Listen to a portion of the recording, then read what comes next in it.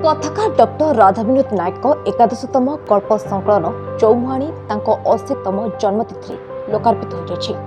स्थानीय संस्कृति भवन ठारे पूज्य पूजा सांसद आनुकूल्य डॉक्टर विश्वरंजन दास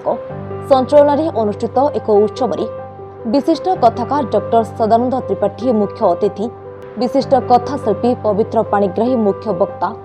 कथाशिल्पी रजनीकांत महांती सम्मानित अतिथि भाव जोगदी पुस्तक को लोकार्पण सहित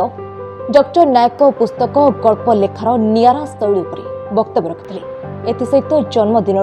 शुभेच्छा जणाइथिले। ଏହି ଅବସରରେ ଡକ୍ଟର ହୃଦାନନ୍ଦ ରାୟ, ଡକ୍ଟର ପ୍ରଦୀପ ନାୟକ,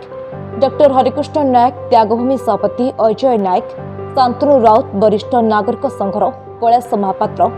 ବାବୁଲାଲ ଦାସ, ଡକ୍ଟର ପ୍ରଭାତ ନଳିନୀ ମହାପାତ୍ର, ଅବନୀ ପ୍ରଧାନ, ଡକ୍ଟର ଅଭୟ ଦାସ, ବାବୁଲା ରାଉତ, କବି କିଶୋର ପାଣିଗ୍ରାହୀଙ୍କ ସମେତ ଶତାଧିକ ବୁଦ୍ଧିଜୀବୀ ଡକ୍ଟର ନାୟକଙ୍କୁ ଜନ୍ମଦିନ ଶୁଭେଚ୍ଛା ଜଣାଇଥିଲେ। ଶିକ୍ଷାବିତ୍ ବୈକୁଣ୍ଠ ବିଶ୍ୱାଳ ମଞ୍ଚ ଆହ୍ୱାନ, संसदर संपादक रूपक राय अतिथि परिचय और डॉक्टर लिपिपुष्पा नायक धन्यवाद देते। भद्रक रमेश पागल का रिपोर्ट आरपी न्यूज ओडिया।